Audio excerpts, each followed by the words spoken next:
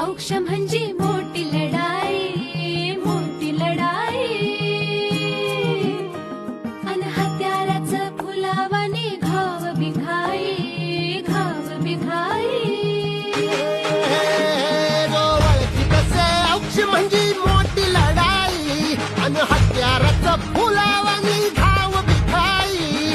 गळ्यामध्ये पडल त्याच्या माळी जयाची, गळ्यामध्ये पडल त्याच्या माळी जयाची. तू चाल पुढं, तू चाल पुढं, तू चाल पुढं. तुला रगड्या भीती कशाची, परवा भी कुणाची. मन